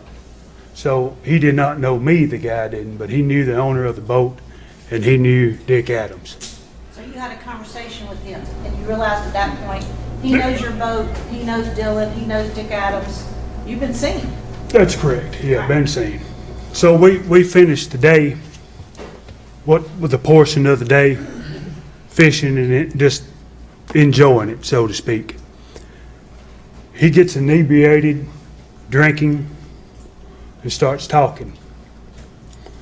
And I asked him, I said, man, at any given time, I said, you could have done like me and walked away. Because in my mind, the last time he seen me, I was leaving 30 Yellow Springs Road, and he did not know about the bridge and all that. He stayed there. So I'm thinking that he thought that he didn't know Jason was involved in anything. What happened? He said that, Your Honor, I'm going to. You can't say what he said. huh? You can't Carry say on. what Dylan said to you. You can't say what he said. You can say what you did in response to it or what you said to him, okay? But you can't say what Dylan said to you. Let me see, did he give you certain information? That's correct. He gave me information as to whereabouts the rape. Your Honor, I'm going to object. He's All right. saying, Hearsay. It's tricky, so just listen to me carefully, okay? Did he give you certain information about April the 13th? That's correct. And after hearing that information about April the 13th and what happened, did you take certain actions? Did you do something in response to that information? Your Honor, I want to make sure they're not trying to backdoor any hearsay in by then. She knows what my ruling is. Okay. So you can answer that. Based on, or after hearing that information, did you go somewhere? Did you I do did. something? After hearing that information, I went to where the alleged rape was No, occurred. no. After hearing that information, did you go somewhere? I did. Where did you go? Your Honor, I think now he's saying wherever you went is where the alleged rape occurred. He's now saying Judge, that. All right, you'll disregard what he said, just see if we can get more directly to the point.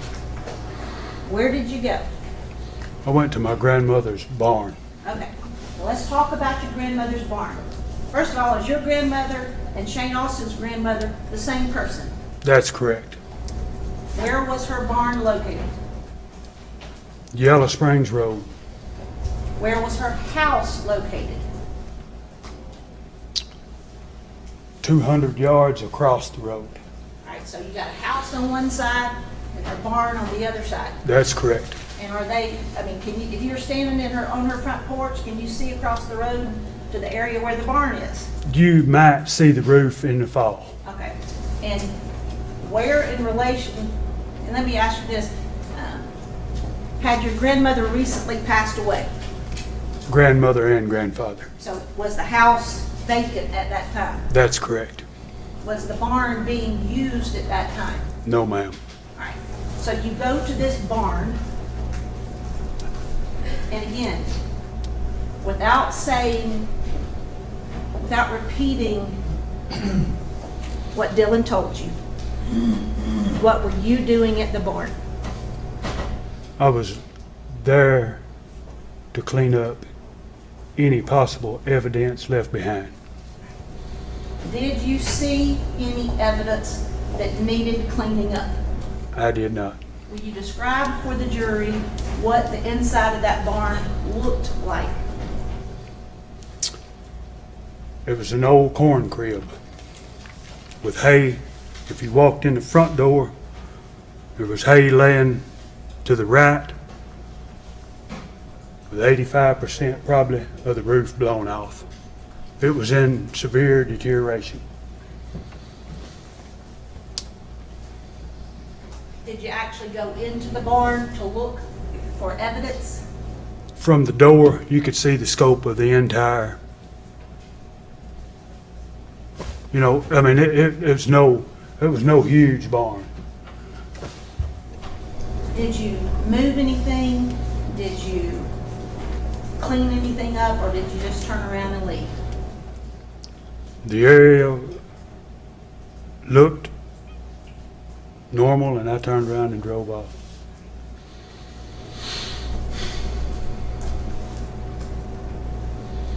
How far after the 15th, when you were first, when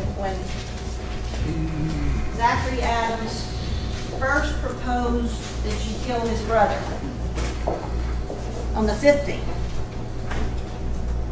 how long a period of time until you were at the barn? In other words, was it May, June, July, August? Do you remember? It was some months. Weren't marking them on your calendar, were you? Absolutely not. In fact, I was just in the area and the thought popped into mind. Popped into mind as a result of getting certain information that we can't talk about. That's correct, that I might need to look, and if there's anything out there, dispose of it. Okay.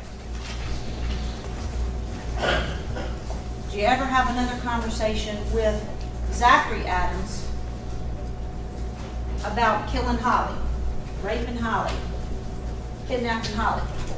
I did. When was that? The day that we got caught with the deer stand.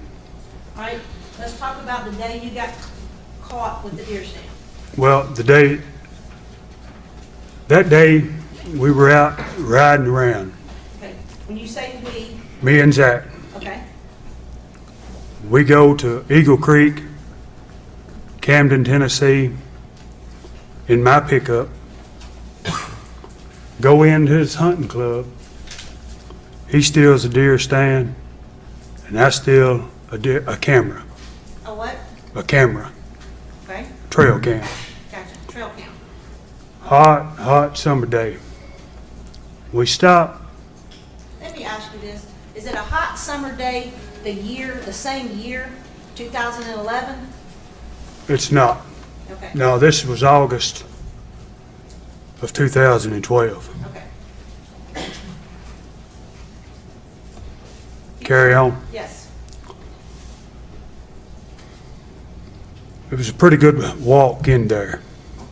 On the way out, we stopped and sat down where a road had been pushed through, and the bank, sat on the bank, took a couple hits off a meth pipe, and I looked at him and I said, looks like we got by with this shit. were you talking about the deer stand and the trail cam, or were you talking about something else? Talking about the kidnapping, rape, and murder of Holly Bobo. I told him, I said, Dylan said, Oh, no, actually you can't, this is a statement you made to Zach, that's correct. all right, Your Honor, it's still hearsay. It's double hearsay. It's hearsay within hearsay. may we approach? Briefly?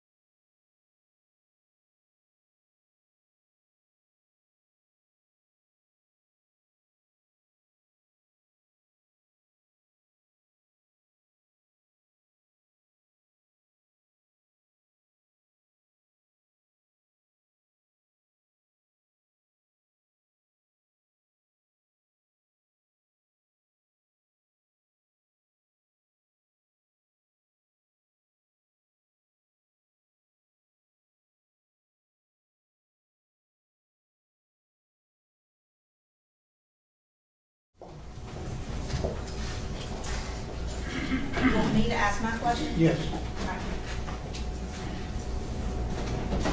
You're at this hunting club, is that right?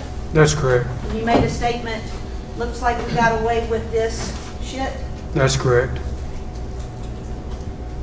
then what'd he say? All right, ladies and gentlemen, as I told you the other day, this is not being offered for the truth of what he said. It's offered as far as follow-up response. So you shall not consider what he said for the truth of it, okay? All right. What did Zach, or how did Zach respond? He said the real reason that we were there was to show Clint how to manufacture meth. He said we got there early, she come outside screaming and raising hell, and we took her. Right, that's not offered for the truth of it. Besides that, it's allegedly a statement of the defendant, not a third party. Okay? Okay. And how did you respond to that information? Just, I just listened to it. I mean, I did not. In fact, I brought up the issue that we had been there long enough. Let's go. My truck was sitting in plain view down at a locked gate on private property. So, I mean, once the breath was caught and a few minutes of rest, it was time to go. Time to take the trail cam that you stole and hit the road. That's correct. Did y'all do that? That's Took correct. the deer stand and the trail cam and left? That's correct. Did you have any other conversations with Zach about what happened to Holly? I have not. At any point in time, did you go, you told us about the barn, did you go look somewhere else because of information you received? I did. Okay, first off, who gave you the information? I obtained the information from Zach 2 days after the 13th, the 15th in the wooded area. So you mentioned earlier that Zach told you we That- dumped her at Kelly's Ridge. Near Kelly's Ridge. All right. So what is Kelly's Ridge? Where is Kelly's Ridge? Kelly's Ridge is in Benton County, Tennessee. It's hunting club maybe. It's a long. There's a gate there and a great road that runs down through the property for a long ways. I mean, that's just backwoods. As far as you know, for a long ways, yeah. At some point, did you go to Kelly's Ridge? I Or did. try to? I tried. I come through there one day, and I noticed some birds sitting near a pond bank. I mean, like sparrows or some other kind of bird? Buzzards. Buzzards. Well, this was within a week of the disappearance. Okay. I thought that that's where the body was. So I stopped at the house and asked the people, could I go Let's to... slow down. So you had the information about Kelly's Ridge. That's correct. Did you drive, you said I was driving through there. Did you drive through there on purpose to look around, or did you just happen to be driving through there? If you remember. I mean, I wasn't purposely looking. I mean, when I seen that, it all flashed before the mind. I mean, yeah, I never went out with the search parties or, No, I understand that. I'm saying, did you go to that area because Zach Adams had told you we dumped Holly near Kelly's Ridge? I rode through there, yeah, Okay. looking to see what I could see. All right. And you said that you saw buzzards close to a lake. There's 2 ponds there on the property at the entrance of Kelly Road, at Kelly Ridge. I seen buzzards sitting in an old dead tree in the backside of one of them ponds, So what did that mean to you? dead. Something dead. And you said you walked up to the house. So is there a house close to those? There's a ponds? house at the entrance of Kelly Road. I got out and I knocked on the door and I asked the person living there if I could go fishing down there. First, you said you asked the person, so somebody answered the door? There was, yes. And, what did they say? They told me no, that there had been some river otters or creek otters come through there and wiped all the fish out. They didn't want nobody on the property. At that time, I got back in the vehicle and left. And this person that you talked to, is it a male or a female? I'm not sure. I think there was both people there. But they wouldn't let you? They would not, they would not let me up to the door. I mean, I was met from a distance. Just as soon as I pulled up, they come out to the screen door.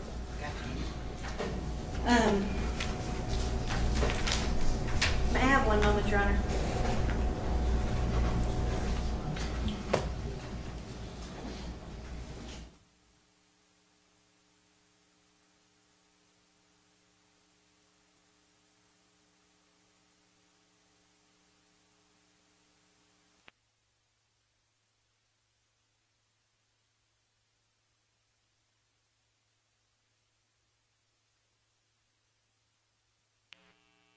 To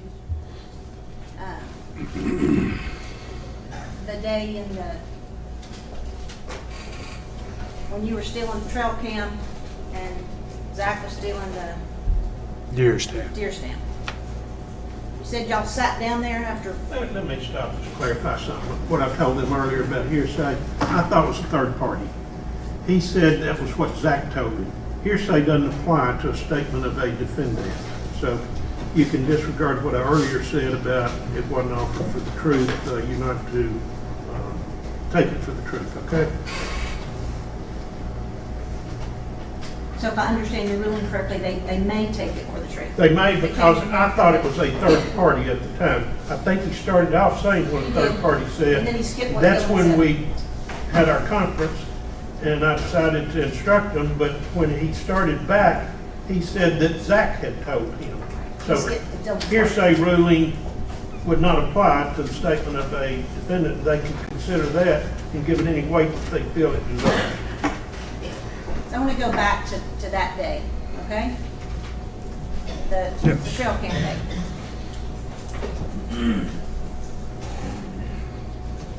You, before our bench conference, you started to tell the jury what you said to Zach. You started the sentence, Dylan said, but then you didn't finish it when we came back. That's correct. So, and I don't know if you misunderstood the judge's ruling, but I want to go back to that. Tell the jury exactly what you told Zach. I asked him, You started it with Dylan said. that's correct. Okay. That's the part that I'm asking about. Dylan said, Now, I don't want what Dylan said, though. But this is what he said to Zach. This is what the conference was. Oh. Yeah, You said I'm to telling Zach, him. Dylan said so-and-so. Yes. that's correct. Yes. And so we don't need to go into what Dylan said, but then you said Zach had said so-and-so. It's two different things, Judge. And we haven't gone over the part that we had the conference about. It does need the curative instruction. All right. If it's something that someone other than the defendant said, it's not offered for the truth of that statement. And you cannot consider it for the truth of that statement. It's to simply show what transpired thereafter. We don't need to hear what Dylan said because Zach, he says what Zach said and he explained the statement. What Dylan said is irrelevant unless we're offering it for the truth. I think they're offering it for what Zach said But we know what thereafter. Zach said. We know what Zach said. Zach says Clint. I've made my came up ruling. with a teach- Thank you. I want you to go back to that conversation that you had with Zach, okay? Yeah, You started to tell the jury that, but you haven't finished. that's correct. You said, I looked at Zach and I said, Zach, Yeah, Dylan said, and then we had an objection. That's So I right. want you to finish that statement. We also had Crawford issues, Your Honor. Confrontation. We cannot confront Dylan. He's not here today. I can't confront Dylan about what it is that he said. Let's just go ahead and move on. You mean you don't want me to go back over that part?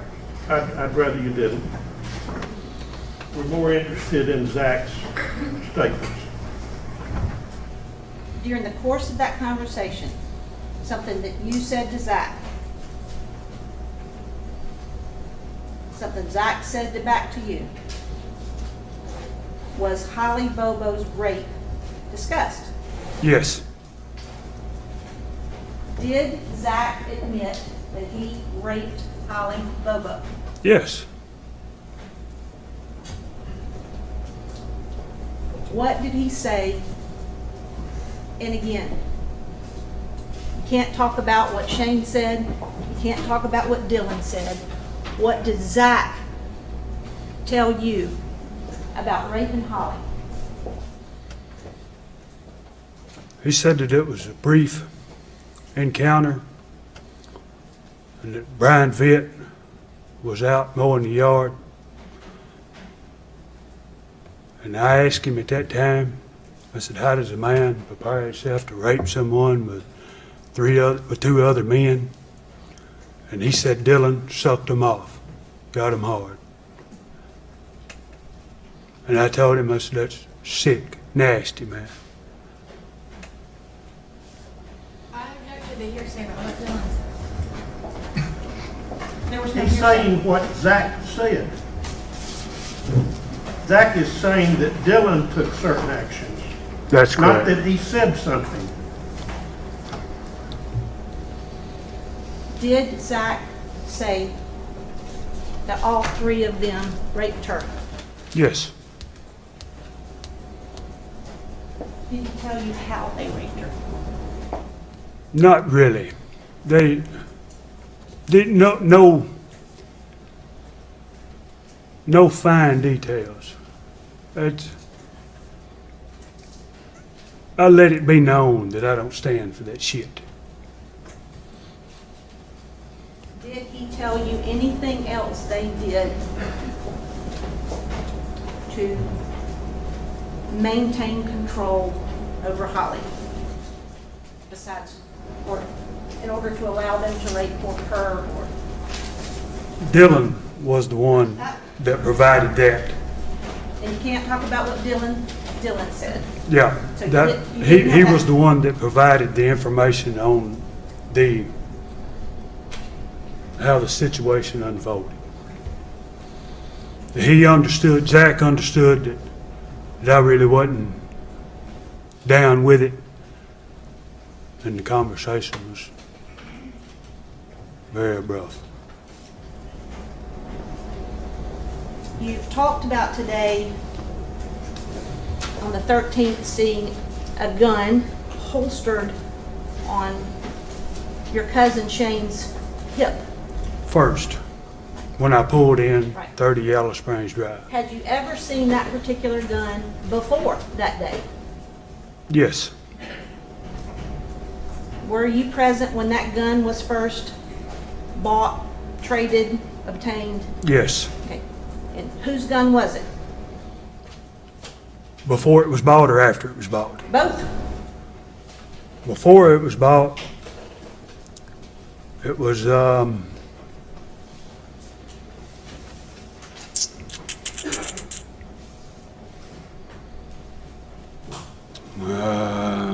You don't remember, you don't remember? I don't remember his name. Okay. Were you present when it was purchased? I was. And who purchased it? Shane. All right. And between the time he purchased it and the next time you saw it, or, excuse me, between the time he purchased it and the 13th, had you seen it any other times? I had not. I only seen it the day it was purchased. I had no actions of the gun, other than just watching the transaction, just a brief transaction. Shane had a lot of guns, didn't he? That's correct. I want to show you a gun.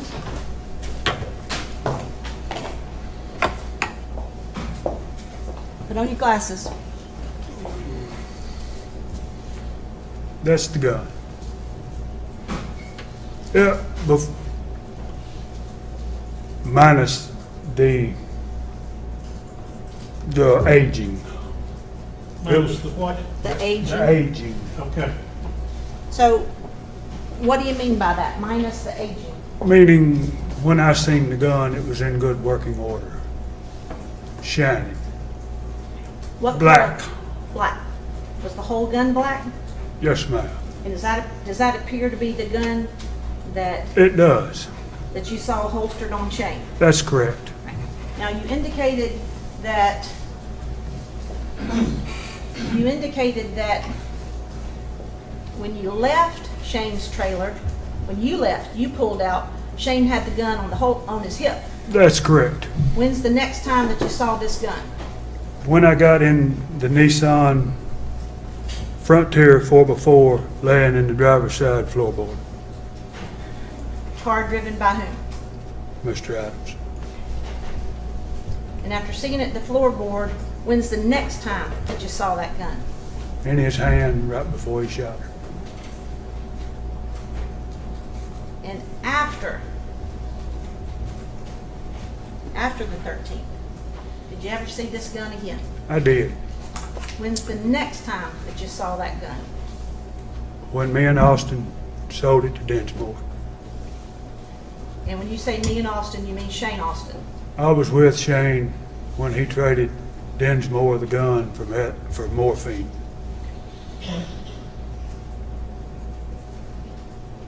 And that was later on that same summer. It was approximately 4 to 5 months after the incident. Your Honor, at this time I'm going to ask that the gun be marked as the next numbered exhibit. And Page 180, is that where we are? there are some live rounds that are separate in a baggie. I'd like those to be marked for ID only. All right, that'll be 181.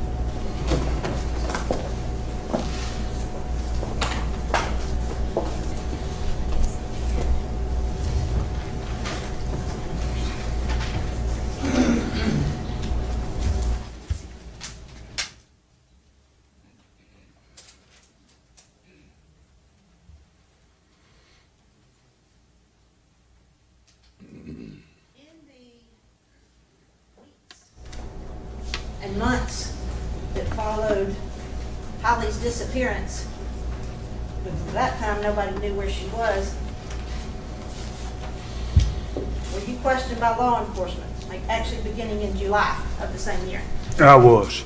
And were you questioned on more than one occasion? I was. 2 times, Yes, ma'am. at least? At least. In addition to being questioned by law enforcement, were you questioned by Karen Bobo? Any of those interviews, either the one by the Bobos or the 2 by the Bobos or law enforcement, did you ever tell the truth about what you knew? I did not. Why? That's probably pretty obvious, but why?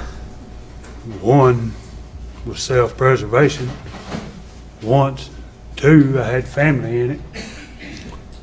3, I had a relationship I was trying to save that I didn't want to get destroyed. You lied. Plain and simple. And after you were actually arrested for this crime, did you continue to lie? I did. Did you grant interviews? Did you grant interviews to the media? And let me say, before you were represented by Mike Scholl and Robert Harris. That's did correct. Who were your lawyers then? Mr. Fletcher Long and John Herberson. Were they aware that you were going to grant interviews to the media? They set it up, yeah. And you did that from the jail? From state prison through Channel 5. State prison, that's just where you're being held on this case, correct? That's correct. All right. And you're actually doing some time right now, aren't you, on something else? That's correct. 9. I believe it's 922G. Did you, in addition to granting interviews, and let me just ask you, did you proclaim your innocence of all knowledge to whoever happened to watch Channel 5? I did. I was told by Fletcher Long sent word. Objection, Your Honor. He can't say what Fletcher said. Let me ask you this. Was it your goal to proclaim your innocence? That's correct. Okay. And did you do that constantly? I did. Did you write letters to various people? I did. What did you say in your letters? That I did not kidnap, I did not rape, and I did not kill Miss Bobo. And I did not. But I lied and said that I didn't have no details to it. That was my next question. Did you kidnap her? I did not. Did you rape her? I did not. Did you kill her? I did not. You were involved in it though, weren't you? I was. And that's the part you lied about. That's correct.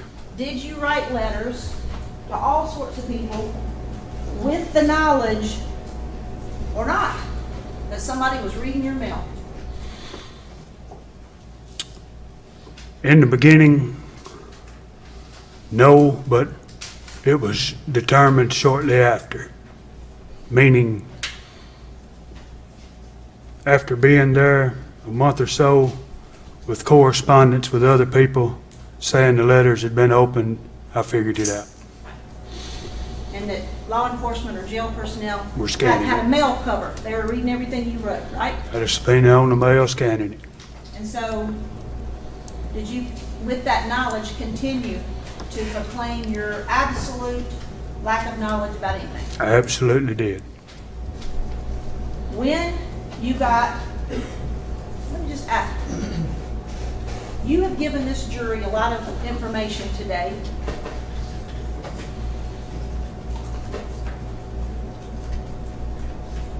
What made you go from telling the world, I didn't have anything to do with it and don't know anything about it, to the things that you have admitted today? I told the previous attorneys the very first court date when I asked the judge for a session after court, and he allowed us to go back there, I told him that I had information on the case. You can't say Did you what what? That I had information. Okay. you on the can't case. say, you can't say what your lawyer said, but you told them then. That's correct. And I don't want to go too deep into what they said. But after giving those first lawyers the information,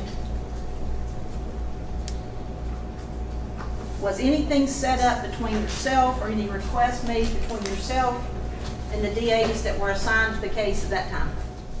There was not. When you got new lawyers, again, did the situation change? It did. Approximately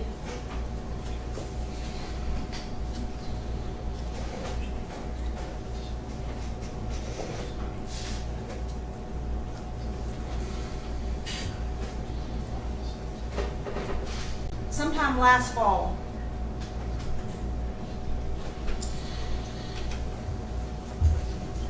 did the situation change for you? There did. There was. And since that time, were you driven from state prison in Nashville to a location under the bridge with your lawyers, both present, Yes, ma'am. with Mr. Hagerman, Yes, ma'am. Mr. Ragland, Mr. Christensen, me? Yes, ma'am. And did you show all of us in the presence of law enforcement and TDI agents exactly what happened to Holly under the bridge on the 13th? I did.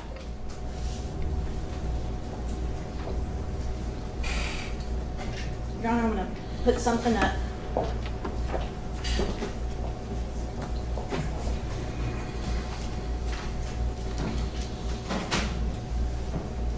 First of all, did I show you this map and this poster this morning? You did. And do you recognize the areas depicted on it? I do. What area is depicted on it? Interstate 40, the Tennessee River Bridge, the crime scene, the route there, the route out, the road in. All right.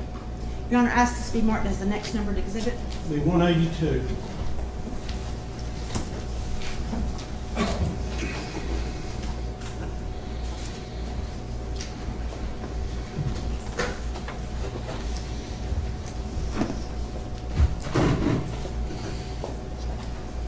With the court's permission, And I also told the parties that post-trial, I want your big sketches. I want to substitute maybe an 8 by 10 of them. In other words, I don't want the clerk to have to, oh, after deliberation? yes, yes. After the case is finally concluded, okay? Yes, sir. May Mr. Autry step down You again? may, Sort of a tight squeeze, but we'll. Oh, I'm gonna get the.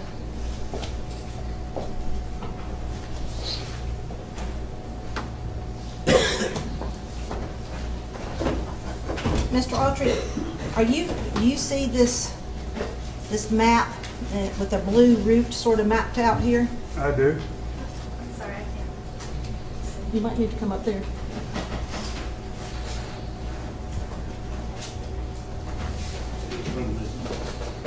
you're gonna need to come That's this the way. route we took. When you say this is a route we took, this is a route who took? Me and Zach, On what day? the 13th of April. Okay, where did you start? 30 Yellow Springs Road. Okay, and this doesn't appear to be exactly 30 Yellow Springs, but it's in this area, correct? That's correct. Okay? And show them the route that you all took. Use that so you're not blocking it. We traveled Pew Road, Duck Farm Road. Can you step back a little further and still show it? I can, sir. Thank you. We traveled Pew Road, Duck Farm Road, Dry Branch Road, Morgan Creek Road, Warren Hill Road, to the location right here. All right, now you are using keep your pointer there. You're using your pointer from where these red lines meet to the furthest right picture on the right This side. right here is this location right here. And the line goes to what? Pile of riprap. Show them where you back the truck in, or where Zach Adams backed the truck in. Right here. All right, lean back just a little. All right, show again if you can. Right here. Is that where he shot her? That's correct. On that pile of riprap right there. And these other pictures This is the route in that we take that I showed y'all earlier. on the little one? That's correct. Okay. That's the bridge. This is where we looked down at the Sandy Bar in the Tennessee River. In fact, let's see. Right here is the actual. Right here is the actual river. Right here. Right there is the location where she was killed. Right there is the actual Tennessee River. This looks like the river right here, but that's not. That's a slough. It's on both sides. That's backwater.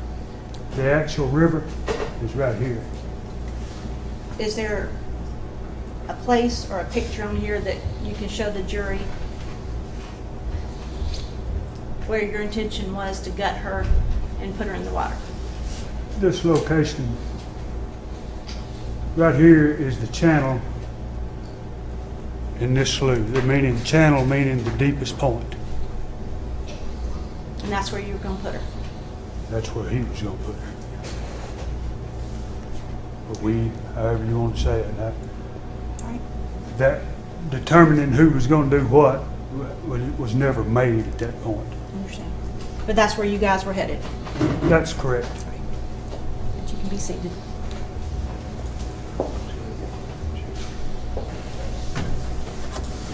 Your Honor, I don't have any further questions at this time.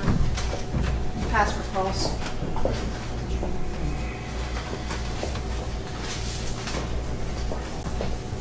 I'm assuming that you'll require some time for cross-examination. Yes, sir. All right, let's go ahead and take a break. Take 15, follow the rules I gave you at the outset, okay? Just right there for right now. and then-